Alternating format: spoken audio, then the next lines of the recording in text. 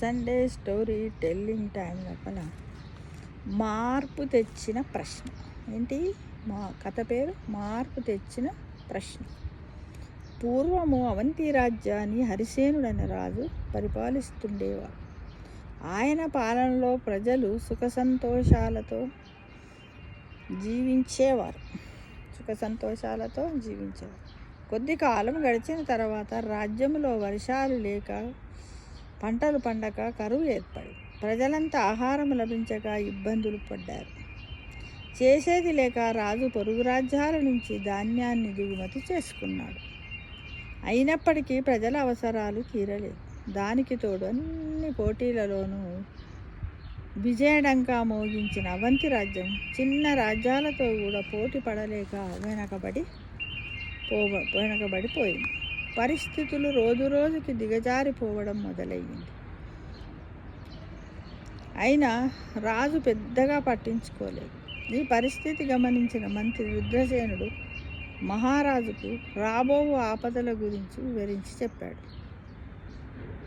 ఇక రాజు ఏంటంటే బాధపడుతున్నాడు, ఏవేవో చేస్తున్నాడు. కానీ ఇంకా కూడా రేపు కష్టం అవుతుంది, ఎన్నని మనం జీవితం చేసుకుంటామని మంత్రి రుద్రసేనుడు మహారాజుకు చెప్పాడు.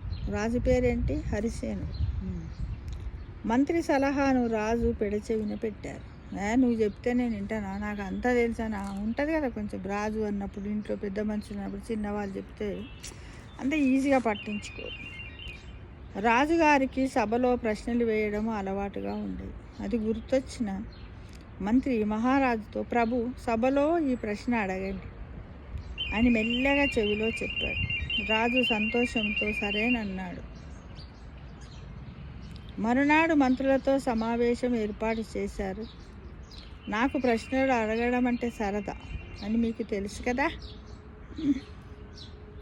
మీరంతా నా ప్రశ్నకు జవాబు ఏమి చెబుతారో అని ఆసక్తిగా ఉంది అని అన్నారు. ఎవరు? రాజు. హరిసేనుడు అన్నాడనమాట. అడగండి ప్రభు అన్నారు మంత్రులు. మంత్రులు ఏమన్నారు? అడగండి ప్రభువు అని అన్నారు. అప్పటికప్పుడు మహారాజు, ఈ ప్రపంచంలో అన్నింటికన్నా గొప్పది ఏది అని ప్రశ్నించాడు. ఒకరు లేచి డబ్బు అన్నారు, మరొకరు లేచి పేరు ప్రఖ్యాతులు అన్నారు, ఇంకొకరు లేచి రాజ్య విస్తరణ అన్నారు, మరొకరు లేచి పాండిత్యం అన్నారు. ఇలా ఒక్కొక్కరు ఎవరికి తోచిన విధంగా వాళ్ళు సమాధానాలు చెప్పారు. మౌనంగా ఉన్న రుద్రసేనుడి వైపు చూసి, ఏమి రుద్రసేన, నా ప్రశ్నకు నీ సమాధానం ఏమిటి అని రాజు ప్రశ్నించాడు. మహారాజా, అన్నింటికన్నా ముఖ్యమైనది, గొప్పది ఆరోగ్యము. అందుకు కావలసింది పరిశుభ్రత, ప్రకృతిని కాపాడుకోవడం అని రుద్రసేనుడు జవాబిచ్చాడు. రియల్గా కూడా ఏంటంటే మనని ఎవరన్నా అడిగితే మనమైతే వెంటనే అంటాం, ఏంటంటే బతకడానికి డబ్బు కావాలి కాబట్టి డబ్బు అంటూనే ఉంటాం కదా. కానీ మనకి నిజానికి మనము ఎంత డబ్బు ఉన్నప్పటికి కూడా పరిశుభ్రత, ప్రకృతి, నేచర్ను కాపాడుకోకపోతే వేస్టే కదా. అట్లా అది ఎట్లా సాధ్యమో చెప్పండి అని అడిగాడు రాజు. రాజు ఏం పేరు? హరిసేనుడు. మంత్రి పేరేంటి? రుద్రసేనుడు. అంటే హరిసేనుడు రుద్రసేనుడిని అడిగాడు. హరిసేనుడు అనే రాజు రుద్రసేనుడు అనే మంత్రిని అడిగాడు. రుద్రసేనుడు లేచి నిలబడి, మహారాజా, ఆరోగ్యము బాగుంటేనే కదా ఏదైనా సాధించేది. ఆరోగ్యం బాగలేకుంటే ఎంత ధనము, ఆస్తిపాస్తులు ఉన్నా, కీర్తి ప్రతిష్టలు ఉన్న ఏమి లాభం? మనం వాటినన్నింటిని అనుభవించాలంటే ఆరోగ్యం ముఖ్యమన్నాడు. దానికి మనం ఏమి చేయాలో అది కూడా చెప్పండి అన్నారు రాజు. మరి నిజమేనయ్యా, నువ్వు చెప్తున్నావు, ఏమంటున్నావు? ఆరోగ్యం ఉంటేనే ఎంత సంపద ఉన్నా, మంచి చేసిన శుభకార్యాలు కూడా చేస్తాం బాగా డబ్బులు పెట్టి. కానీ మనకు ఆ రోజు ఆరోగ్యం ఉంటేనే నలుగురితో నవ్వుకుంటూ మాట్లాడతాం, ఉత్సాహంగా పని కూడా చేస్తాం కదా ఫ్రెండ్స్. అయితే రాజు ఏమని అడుగుతున్నాడు మంత్రిని అంటే, దానికి మనం ఏం చేయాలో చెప్పు మరి అది కూడా అన్నాడు. అంటే, రాజా, రాజ్యంలో కరువు పోవాలంటే వర్షాలు కురవాలి. వర్షాలు కురవాలంటే ఏం చేయాలి? మనం అందరికీ తెలుసు. ఏం చేయాలి చెప్పండి ఫ్రెండ్స్? కామెంట్ బాక్స్లో పెట్టండి. చెట్లను పెంచాలి. అడవుల విస్తీర్ణం తగ్గిపోవడం వల్ల వర్షాలు లేక పంటలు పండడం లేదు. ప్రజలు ఆహారం దొరకక ఇబ్బందులు పడుతున్నారు. సమృద్ధిగా వర్షాలు కురిస్తే పంటలు బాగా పండుతాయి. స్వచ్ఛమైన గాలి కూడా దొరుకుతుంది. అప్పుడే మన ఆరోగ్యం కూడా బాగుంటుంది. అందుకు గాను ప్రతి ఒక్కరూ 10 మొక్కల చొప్పున నాటాలి. నాటినంత మాత్రాన అయిపోతుందా? వాటిని కాపాడాలి. ఇదంతా తెలియాలంటే ప్రజలు విద్యావంతులు కావాలి అని రుద్రసేనుడు విడమర్చి చెప్పాడు. ఎవరితో? రాజుతో. మంత్రి మాటలతో ఏకీభవించిన మహారాజు వెంటనే ఆ సూచనలు అమలు చేయమని ఆజ్ఞాపించారు. అందరి సహకారంతో చెట్లను పెంచడంతో వాతావరణంలో మార్పు వచ్చి వర్షాలు సమృద్ధిగా కురిశాయి. పంటలు పుష్కలంగా పండాయి. రాజ్యానికి పూర్వ వైభవం వచ్చింది. అంటే చూడండి, మనం ఏదైనా ఒక ప్రశ్న వేస్తే ఆ ప్రశ్నను కొంచెము మార్చినట్టయితే ఎంత చూడండి. వేస్తే ఇప్పుడు నిజానికి యాక్చువల్గా కూడా రాజు కూడా డబ్బే ముఖ్యమంటే కూడా దాన్ని అవును కరెక్ట్ అని కూడా అనొచ్చు కదా. కానీ అలా కాకుండా దాన్ని ఇలా చేసినట్టయితే ఎలా ఉందో చూడండి.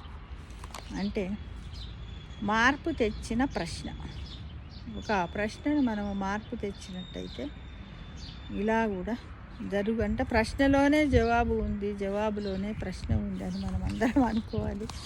దీనివల్ల ఏంటంటే మనం సమాజాన్ని, దేశాన్ని రక్షించగలము అనేదే మనలో ఉన్నటువంటి అత్యున్నతమైనటువంటి విజ్ఞానాన్ని మనం బయట పెట్టాలి. అప్పుడప్పుడు ఇలాంటి ప్రశ్నలను మనము తయారు చేస్తూనే ఉండాలి, ఆలోచిస్తూనే ఉండాలి. నిజానికి కూడా నేచర్ను కాపాడాలి. నేచర్ అంటేనే, ప్రకృతి అంటేనే దైవం లాంటిది కదా. పచ్చని చెట్లు ప్రగతికి మెట్లు. ఇది అందరికీ తెలుసు. చిన్నప్పుడు కూడా మనం అందరం కూడా చదువుకున్నాం.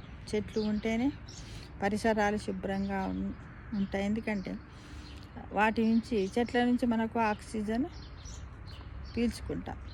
మనం వదిలినటువంటి మన చుట్టూ కార్బన్ డైఆక్సైడ్ ఉంటే దాన్ని అవి పీల్చుకొని మనకు చక్కటి ఆక్సిజన్ ఇస్తూ మన ఆరోగ్యాలను కాపాడుతుంది ఫ్రెండ్స్. అవునంటారా కాదంటారా? కామెంట్ బాక్స్లో పెట్టండి ఫ్రెండ్స్. చక్కటి కథలు ఇలాంటివి కొన్ని సేకరించండి, చెప్పండి, కొన్ని కల్పితం చెయ్యండి. నేటి యువతరానికి పుస్తకాలు చదివేంత టైం లేదు కదా. అందరు స్టూడెంట్ దగ్గర నుంచి మొదలు పెడితే ప్రతి ఒక్కరు కూడా వర్కింగ్ ఉమెన్, హోమ్ మేకర్స్ అందరు కూడా బిజీగా ఉన్నారు. కాబట్టి ఇలాంటి స్టోరీస్ని పెడితే 5-6 నిమిషాలల్లో వాళ్ళు ఏదైనా పని చేసుకుంటూ కూడా ఈ కథను వింటారు ఫ్రెండ్స్. కాబట్టి మీరు కూడా ఇలానే చెయ్యాలని కూడా అందరికీ చూడండి. నేను కూడా ఇప్పుడు నేను ఎక్కడ కూర్చున్నాను కూడా, నేను కూడా నేచర్లోనే కూర్చొని కథ చెప్తున్నా ఫ్రెండ్స్ కదా. ఇలా ప్రతి ఒక్కటి మనము చేస్తూనే ఉండాలి ఫ్రెండ్స్. అప్పుడే మనకు నిజమైనటువంటి ఆరోగ్యము, ధనము, అన్నీ మన యశస్సు, వయస్సు అన్నీ పెరుగుతాయి. మనం తృప్తిగా ఉండగలుగుతాము. జీవితమే ఒక పూల వనంలా ఉంటుందని గమనించండి మిత్రమా.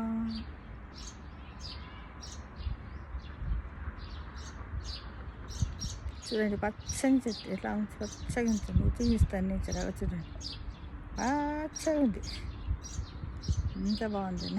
నా చుట్టూ పచ్చగా ఇంత చిన్న దాంట్లో కూడా నేను కూడా ఎలానో పెంచాను చూడండి చెట్లు. చూడండి ఇలా ఇంత చిన్న ప్లేస్లో అన్ని చెట్లు పెంచాను ఫ్రెండ్స్.